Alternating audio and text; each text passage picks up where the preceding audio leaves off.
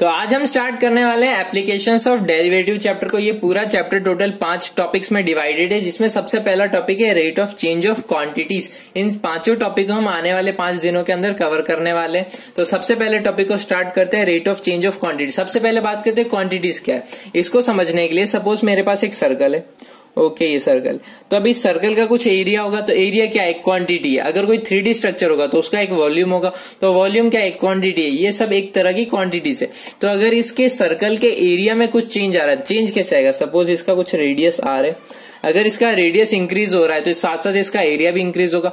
तो जो चेंज मैं कैसे निकाल सकता हूं, मैं कैसे निकालूंगा, change in area with respect to change in R. तो ये जो मेरा होगा, ये क्या होगा, मेरा ये एवरेज चेंज होगा। लेकिन अगर मुझे इंस्टेंटेनियस चेंज चाहिए कि किसी पॉइंट पे क्या चेंज आ रहा है एरिया के अंदर रेडियस की वजह से, तो मैं क्या यूज करूंगा, डिफरेंशिएशन।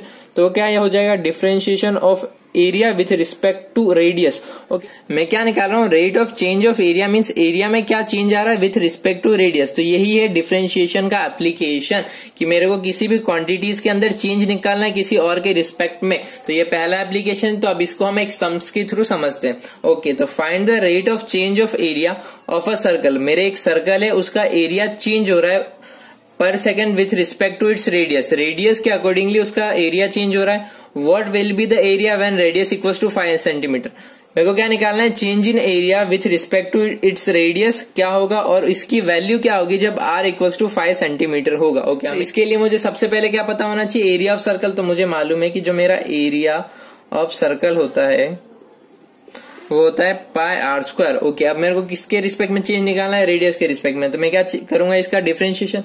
तो differentiation of area with respect to इस रेडियस। तो पाई तो कांस्टेंट है, आर स्क्वायर का डिफरेंशिएशन हो जाएगा 2r।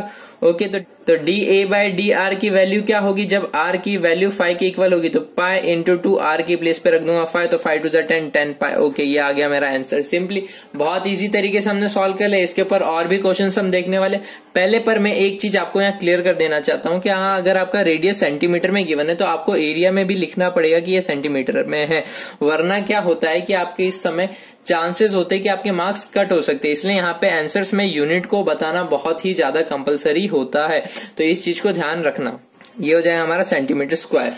अब यहाँ पे क्या हुआ कि मेरे को सर्कल पूछा था, तो मैंने बहुत ही इजीली सॉल्व कर लिया। सिंपली यहाँ सर्कल की जगह पे सिलेंडर भी हो सकता है, कॉन भी हो सकता है। तो उस वक्त क्या करूंगा, उस वक्त मुझे इन सभी के फॉर्मूले पता होना चाहिए, बट हमें वो सब याद नहीं होते। तो इसीलिए मैंने आप सभी के लिए एक फॉर्मूलाज की लिस्ट बना दी है, ताकि आप ये सभी फॉर्मूलेज याद कर ले। पूरे एप्लीकेशन ऑफ डेरिवेटिव में इन सभी फॉर्मूलेज की हमें बहुत ही ज्यादा जरूरत पड़ने वाली है। तो आप इसका स्क्रीनशॉट ले सकते हो और इसे एकदम अच्छे से याद कर सकते हो, क्योंकि पूरे चैप्टर में हमें इसकी बहुत ज्यादा जरूरत पड़ेगी। साथ साथ मैं इसका एक अच्छा और फोटो बना के इंस्टाग्राम पे अपलोड कर दूंगा, आप मेरे को वहां पे भी फॉलो कर सकते हो। उसकी लिंक आपको डिस्क्रिप्शन बॉक्स में मिल जाएगी। तो अब हम समझने वाले हैं 2 डिफरेंट टर्म्स को, जिनको समझना बहुत ही ज्यादा जरूरी, क्योंकि इनके ऊपर कई बार क्वेश्चंस आते हैं। तो सबसे पहले समझते हैं मार्जिनल कॉस्ट क्या होता है। It means the rate of change of total cost with respect to output X. समझो कि आपने कुछ भी बनाया, सपोज आपने प्रोडक्शन किया x यूनिट का और उसे आपने cx अमाउंट पे बेचा, तो इसका मार्जिनल कॉस्ट क्या होगा कि जिस अमाउंट पे आपने बेचा उसका डिफरेंशिएशन विथ रिस्पेक्ट टू जितना आपने यूनिट प्रोड्यूस किया, उसी को हम लोग कहते हैं मार्जिनल कॉस्ट। तो जितना आपने कॉस्ट पे बेचा वो कॉस्ट ऊपर, और कितने यूनिट प्रोड्यूस किया वो नीचे। तो DC by DX is known as marginal cost. Means आपने उससे जितना पैसा कमाया, टोटल रेवेन्यू, उसका डिफरेंशिएशन करना है।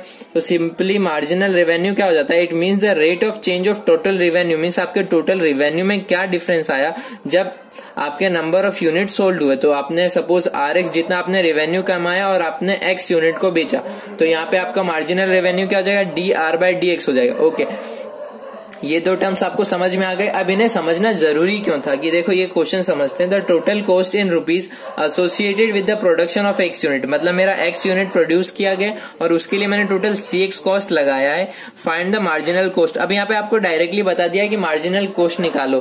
क्वेश्चंस में ये नहीं बताया जाता है कि मार्जिनल कॉस्ट क्या है, इसलिए आपको ये दोनों टर्म्स याद रखना जरूरी है। और इसकी वैल्यू क्या होगी जब मेरा x इक्वल्स टू 10 होगा। तो सिंपली यहाँ पे मेरा c किसके रिस्पेक्ट में, x के रिस्पेक्ट में, तो मैं x के रिस्पेक्ट में डिफरेंशिएशन करूंगा। अगर यहाँ पे मेरे को t गिवन होता तो मैं t के रिस्पेक्ट में डिफरेंशिएट करता। तो यहाँ differentiation of c with respect to x। Okay, अब इसका डिफरेंशिएशन करते हैं। x क्यूब का क्या हो जाएगा 3x स्क्वायर, 3 मल्टीप्लाई होगा तो यहाँ पे मेरा क्या हो जाएगा 0.015 x स्क्वायर माइनस ये एक्स स्क्वायर का डिफरेंशिएशन हो जाएगा 2x, मल्टीप्लाई करूंगा तो हो जाएगा 8, तो 0.08x प्लस x का डिफरेंशिएशन करूंगा तो 1, तो प्लस का 20। अब ये कांस्टेंट है, इसका differentiation 0।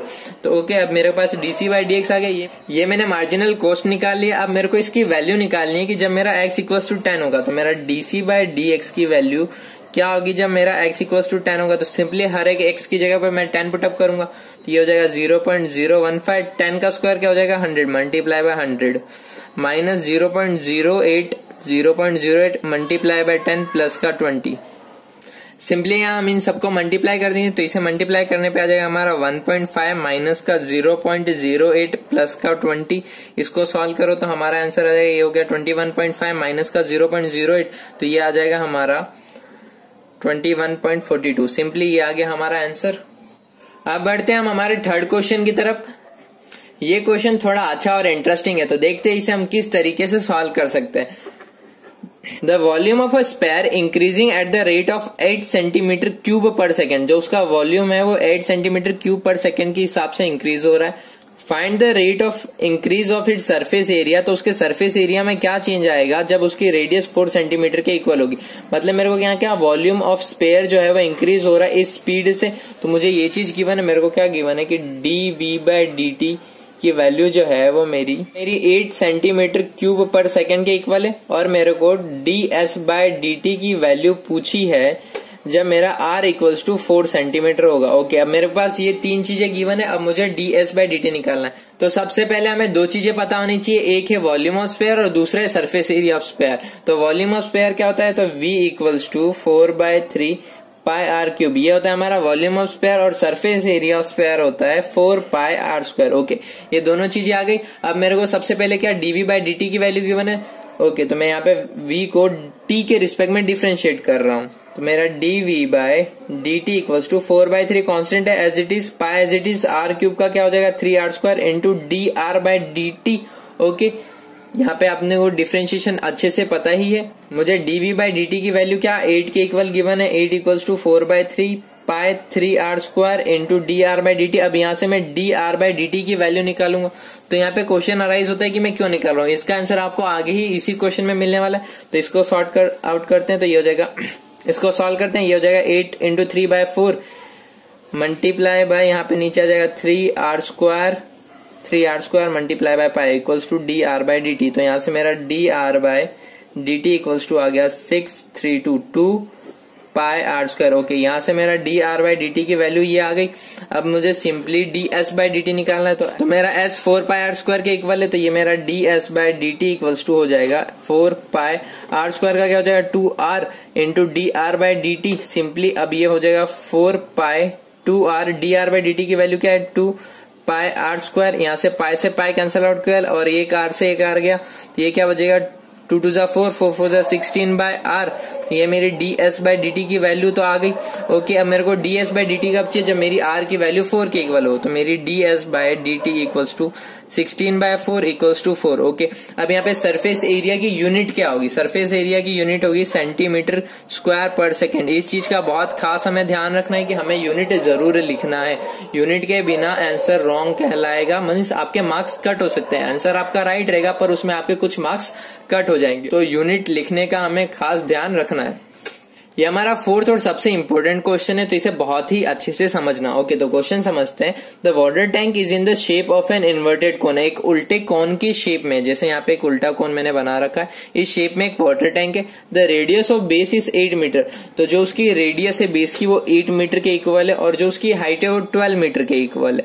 The tank is being emptied for cleaning at the rate of 4 metre cube per minute. Means यहाँ पे जो हमारा वाटर टैंक है उसे हम लोग क्लीन करने के लिए खाली कर रहे हैं, तो उसमें से जो पानी है वो किस हिसाब से कम हो रहा है 4 मीटर क्यूब पर मिनट के हिसाब से। मीन्स तुम्हारा जो वॉल्यूम है वो इस रेट के हिसाब से डिक्रीज हो रहा है। मतलब तुम्हारा जो वॉल्यूम है विथ रिस्पेक्ट टू टाइम क्या हो रहा है, डिक्रीज हो रहा है, इसलिए माइनस की साइन आएगी 4। dv बाई dt की वैल्यू क्या -4 के इक्वल तुम्हें गिवन है। Find the rate at which water level will be decreasing. हमें क्या निकालना है, वो रेट निकालना है जिस रेट से वाटर का लेवल टैंक के नीचे कम हो रहा है। When the water is 6 metre deep, जबकि पानी की वैल्यू 6 के मीन्स हमारी वाटर की हाइट जो होगी वो 6 मीटर के इक्वल होगी।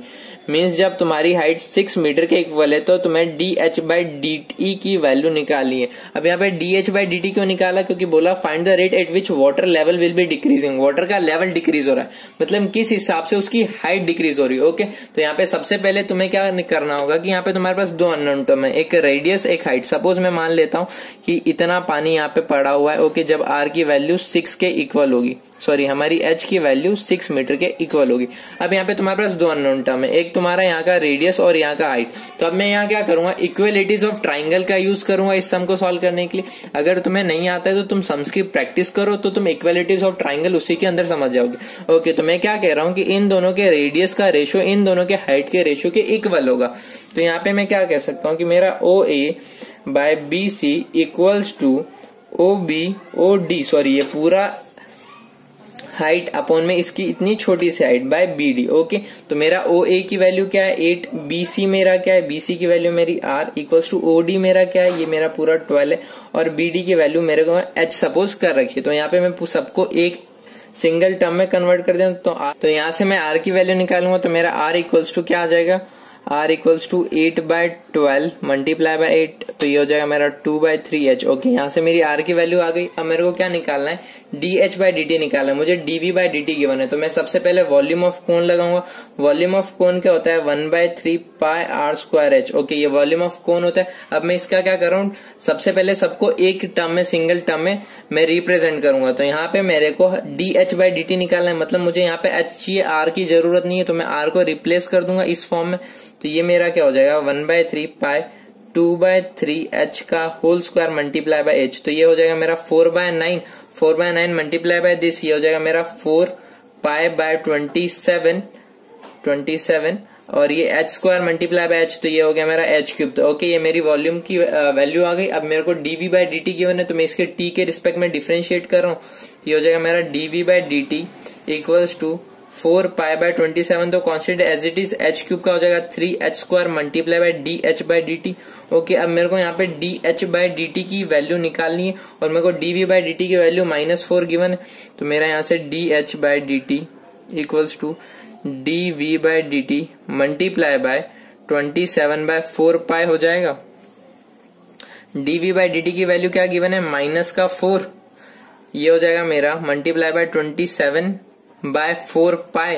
यहाँ पे मेरा 3h² था, वो भी यहाँ अपॉन में आ जाएगा, तो ये हो जाएगा मेरा 3h², ये 3 1 जा 3 9 जा, ओके, ये 4 1 जा 4 4 जा, तो ये क्या हो गया मेरा -9/h²।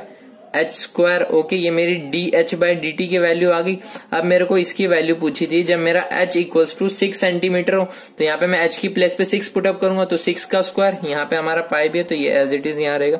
यहाँ पे मेरा 6 पुटअप करूंगा तो 6 का स्क्वायर 36, तो ये क्या हो जाएगा मेरा -9/36 पाई। 9 की टेबल से कैंसिल आउट करूंगा तो ये क्या हो जाएगा मेरा -1/4 पाई। ओके, ये मेरा इस हिसाब से उसकी हाइट डिक्रीज हो रही होगी। तो अब यहाँ पे एक कॉन्सेप्ट क्या है कि जब आप तुम आंसर लिखोगे तुम यहाँ पे क्या लिखोगे, find the rate at which water level will be decreasing, तो तुम लिखोगे the decreasing rate is okay. अब तुमने यहाँ ऑलरेडी डिक्रीजिंग लिख दिया है तो तुम यहाँ पे माइनस नहीं लगाओगे, ये माइनस फिर तुम्हारा वापस से पॉजिटिव शो कर देगा। जब तुम यहाँ डिक्रीजिंग लिख दोगे तो यहाँ माइनस नहीं लिखाना है, तो तुम लिखोगे the decreasing rate is 1/4 pi. Okay, ये चीज को ध्यान रखना कि जब तुम डिक्रीजिंग रेट लिख रहे हो तो यहाँ पे तुम्हें माइनस नहीं लगाना है। तुम ऑलरेडी बता दे रहे हो कि इस रेट से तुम्हारा पानी का लेवल डिक्रीज होगा। अगर तुम यहाँ पे माइनस लगा देते तो तुम्हारा आंसर रॉन्ग हो जाएगा। तुम्हारा सॉल्यूशन ये आया, बट जब तुम एक स्टेटमेंट देके तुम्हारा आंसर लिखोगे the rate at which water level is decreasing is equals to 1/4 pi.